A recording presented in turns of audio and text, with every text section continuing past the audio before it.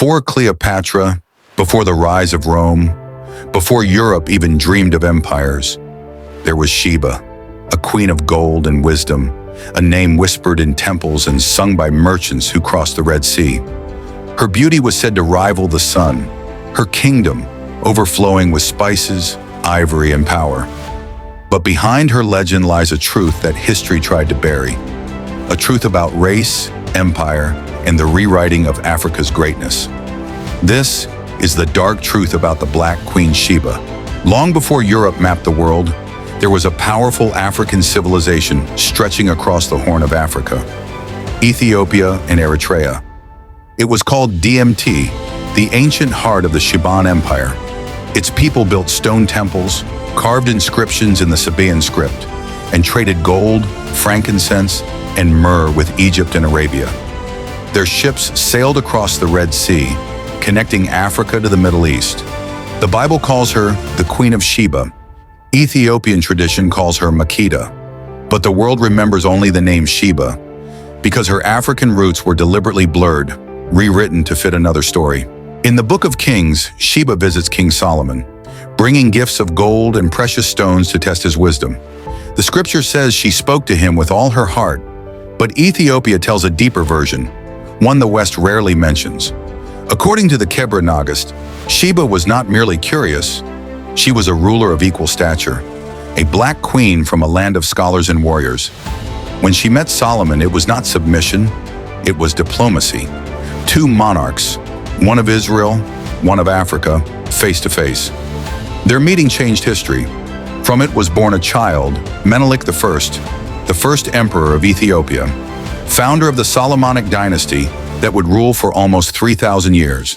That bloodline continued until Emperor Haile Selassie, who claimed descent from Sheba herself.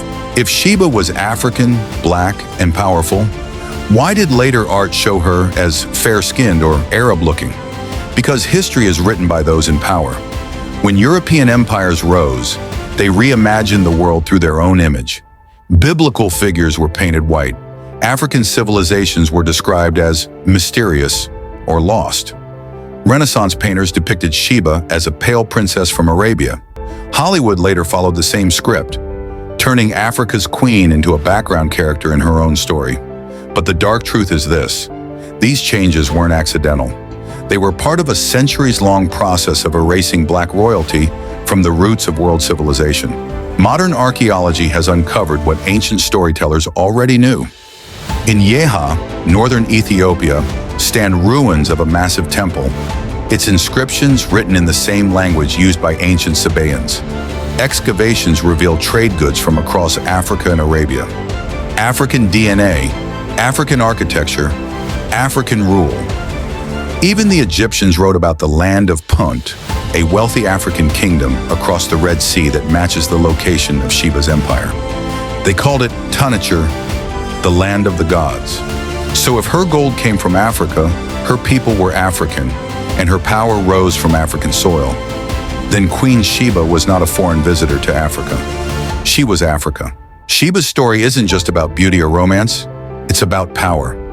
In ancient times, women ruled African nations as queens, warriors, and priestesses. From Nubia's Kandakes to Egypt's Hatshepsut, power was not limited by gender or skin. Makeda, the Black Queen of Sheba, symbolized something far greater: the unity of wisdom and wealth, intellect and spirituality, Africa and the divine. When she brought her questions to Solomon, it wasn't just curiosity, it was a test. Could the wisdom of another land match the knowledge of the South? Could prophecy exist without Africa's voice? According to Ethiopian lore, Sheba's son, Menelik I, later returned to Jerusalem as a grown man. Solomon received him with honor and gave him sacred gifts, including, some say, the Ark of the Covenant itself. Menelik brought the Ark to Ethiopia, where it is believed to rest even today in Axum, guarded by monks who never leave its side. This story, half history, half legend, became the foundation of Ethiopia's national identity. It's not just a myth, it's a spiritual link tying Africa to the ancient world. If true, it means the holiest relic in Judeo-Christian tradition did not end up in Europe or the Middle East.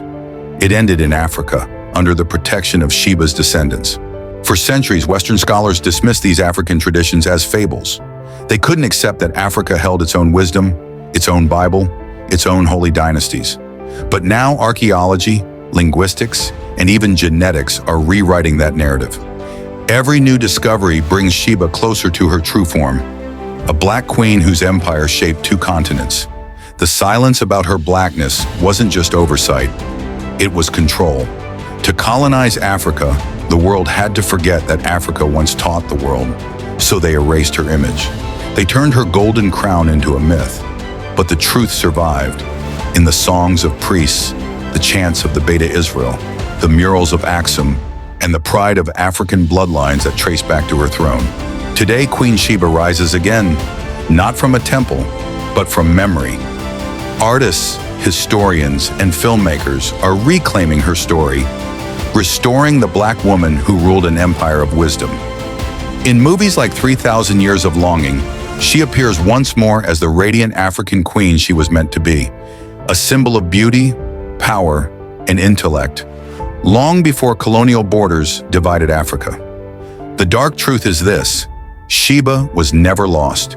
She was hidden, waiting for her people to remember. Sheba's kingdom may be dust now, but her spirit is not. Her legacy flows through every African nation that remembers who it once was, great, wise, and free. They called her a myth, but myths are only history that survived fire. So when you hear the name Queen Sheba, remember, she was not a foreign queen from distant sands. She was Makeda, the Black Queen of Africa, the mother of dynasties, the keeper of wisdom, and the proof that Africa has always been royal.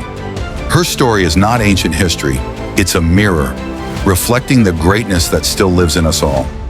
If this story inspires you, hit that subscribe button, turn on the notification bell, and together let's tell Africa history. Thanks for watching. See you in the next video.